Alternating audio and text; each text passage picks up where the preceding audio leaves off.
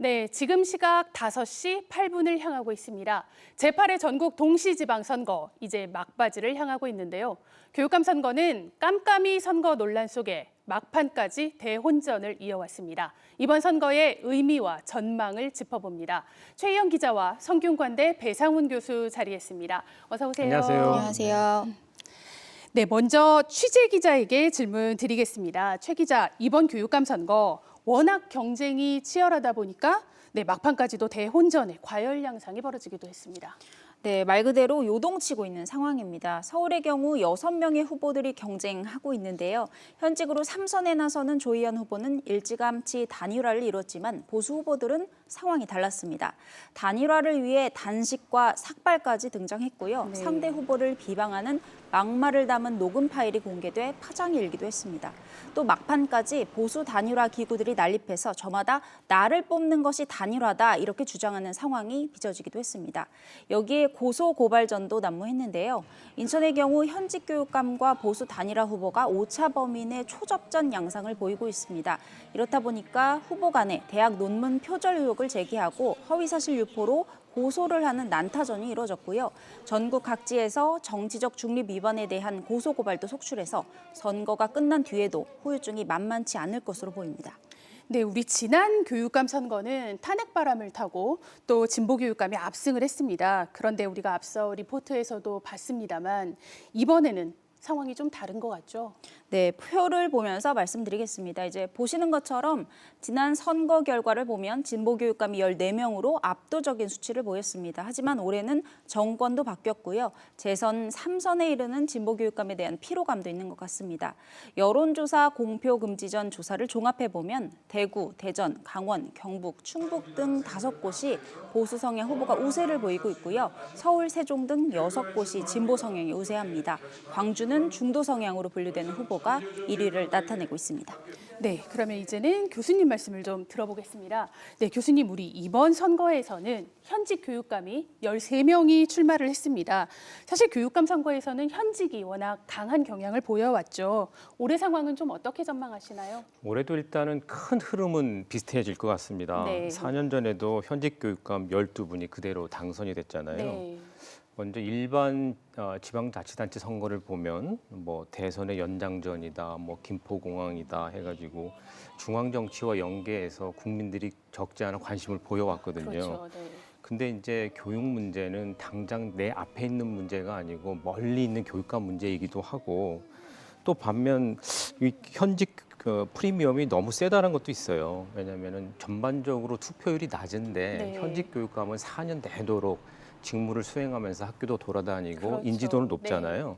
전반적으로 투표율이 낮은데 인지도가 높으면 당선 가능성이 상당히 높다고 볼 수 있는 거죠. 네. 근데 이제 지금 말씀하신 대로 초박빙 상황이라서 진보 교육감들이 현직 교육감은 많지만 혁신 교육이 뭐 뚜렷한 성과를 내지 못했다라든지 네. 학력 저하 같은 쟁점도 나와서 이게 판을 한번 열어봐야 되지 않을까 그렇게 생각은 됩니다. 네, 그래서일까요? 어느 때보다 이번 선거에서는 진영 논리가 좀 부각되는 교육감 선거가 아닐까 싶습니다. 정치적 중립을 지켜야 하는 교육감 선거에서 이런 양상이 나타나고 있는 거 어떻게 보십니까? 참 문제라고 생각합니다. 우리 헌법 31조 사항은 교육의 자주성, 전문성, 정치적 중립성을 표방하고 있는데요. 네. 실제로 선거를 보면 편가르기, 이념 간 대결 양상이 너무 쉽고 네. 정치공학을 연상하게 하는 단일화가 단골 메뉴로 등장하고 그렇죠. 있잖아요. 네. 그 원인은 한 2가지로 볼 수 있겠는데요. 전반적으로 교육이 너무 정치화되고 있다.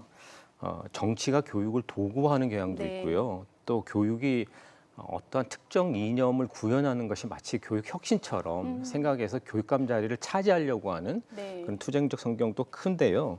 이런 것들이 막 쌓이면서 양쪽 진영이 교육감이란 자리를 한번 장악해 보겠다는 진영 간 대결로 가게 되고 또 큰 선거제도 자체의 문제가 좀 있습니다. 뭐냐면 교육감들은 조직도 당원도 없이 네, 나홀로 선거를 없죠. 치르잖아요. 재정적 부담도 지난 선거만 해도 벌써 11억 정도가 되는데 혼자 오롯이 부담을 하지 못하니까 네.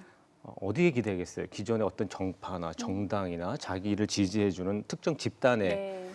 기댈 수밖에 없는데 그러게 되니까 대리전 양상같이 보수 집단과 진보 집단 모든 게 블랙홀처럼 거기에 빨려 들어가 가지고 이런 거는 저는 투표율이 낮은 상태에서 몇몇 집단이 싸우면 그 집단이 과대대표되고 대의민주주의에도 타당하지 않고 교육에 대한 지역 주민의 통제 원리도 타당하지 네. 않아서 이런 문제는 이번 교육감 선거가 끝나면 진짜 제도적 개선부터 심각하게 다 고민을 해야 될 것 같습니다. 네, 그러면 다시 한번 또 선거 이야기로 돌아가 보겠습니다. 최 기자, 우리 이번 선거에 후보들 간의 치열한 또 선명성 경쟁이 있지 않았습니까? 네. 그럼에도 불구하고 전국적으로 공감대를 이룬 몇 가지 핵심 의제들이 좀 있는 것 같습니다. 네, 맞습니다. 포스트 코로나 시대다 보니까 기초 학력과 학력 격차에 공약이 집중됐습니다. 코로나19로 원격 수업이 장기화하면서 학력 저하 현상이 전국 공통으로 두드러졌기 때문입니다. 다만 진보 후보들과 보수 후보들 기초 학력을 다루는 방법이 다릅니다. 서울을 예로 들어보겠습니다. 표를 보시죠. 진보 교육감으로 분류되는 조희연 후보는 기초학력을 돕는 협력 강사나 맞춤형 지원을 공약으로 내세웠는데요. 보수 성향의 후보들은 대부분 진단평가가 필요하다는 입장입니다. 학력 격차의 원인에 대해서도 진보 후보들은 부모 찬스를, 보수 후보들은 진보 교육감들의 정책 실패를 그 이유로 꼽고 있습니다. 돌봄 공약도 줄을 이뤘는데요. 이 또한 코로나 팬데믹 시기에 쟁점으로 떠오른 이슈였기 때문입니다. 진보 보수 가릴 것 없이 돌봄 확대를 약속했는데요. 서울, 경기, 인천 보수 교육감 후보들은 수도권 돌봄 1조 원 펀드 조성을 약속했습니다. 서울 한 후보는 서울형 돌봄 공사를 설립하겠다 이런 이색 공약을 내기도 했습니다.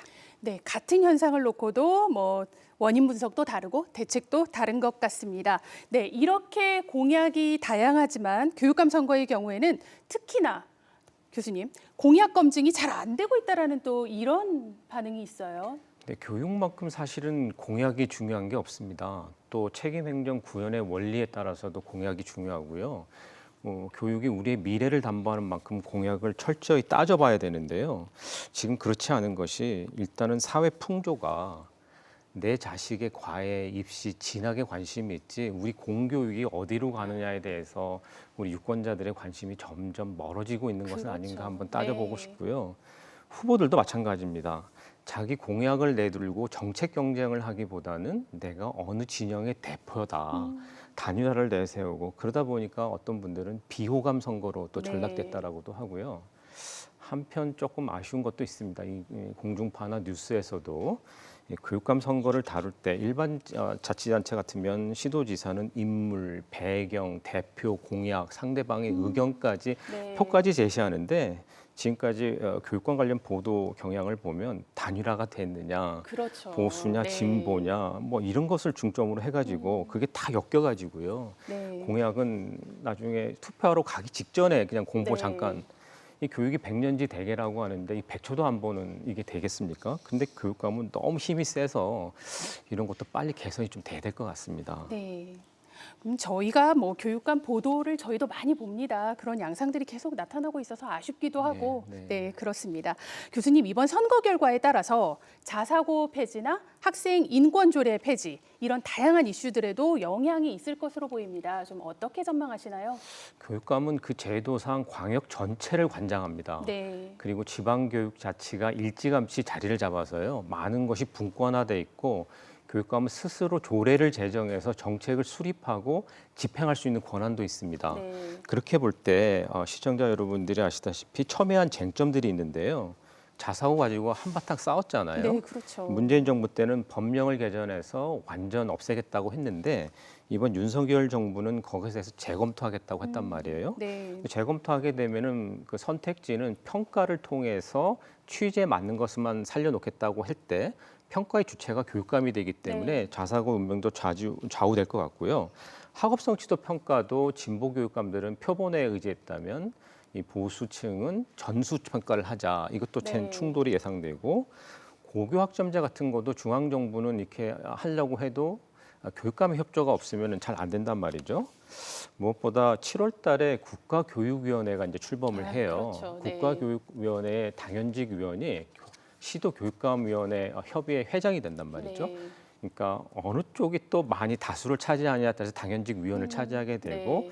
그럼 당연히 공식적인 정책 채널을 통해서 정책의 입김을 불어넣을 수 있기 때문에 교육감이 누가 되느냐에 따라서 굉장히 요동칠 것 같은데요. 네. 이참에 저는 교육감이 광역 수준에서 승자 독식하는 제도, 또 소수가 과대 대표되는 거 이런 것들 진짜 이번에는 꼭 한번 손을 봐야 되지 않을까 그런 생각을 해봅니다. 네, 실제 뭐 교육감이 누가 되느냐에 따라서 그러니까 어떤 정책을 펴 나가느냐에 따라 우리 아이 학교의 이름이 달라지고 뭐 급식의 밥상 메뉴가 달라진다는 얘기도 나올 정도입니다. 그만큼 중요한 선거일 겁니다. 네, 그럼 마지막으로 한번 질문 드릴게요. 우리 최 기자, 마지막으로 오늘 이후 투표가 마감된 이후의 상황은 어떻게 되는 걸까요? 네, 선거는 잠시 후인 오후 6시 종료가 되는데요. 코로나19에 확진된 유권자들은 일반인 투표가 끝난 오후 6시 30분부터 1시간 동안 치러집니다. 4년 전 지금과 상황이 비슷했던 서울교육감 선거 결과는 밤 10시 30분쯤 윤곽이 드러났습니다. 이번엔 확진자 투표 시간이 더 있으니까요. 서울은 지난번보다 조금 늦은 시간에 당선자가 확실해질 것으로 보이고요. 오차 범위 내 접전을 벌이고 있는 경기나 인천 등은 자정을 넘겨야 당선자를 알 수 있을 것 같습니다. 네, 7시 30분에는 방송 3사의 출구조사 결과도 나오고요. 지금 5시 19분입니다. 아직 투표 전이라면 빨리 투표소로 가셔도 좋겠습니다. 네, 교수님 그리고 우리 최 기자 오늘 말씀 잘 들었습니다. 감사합니다.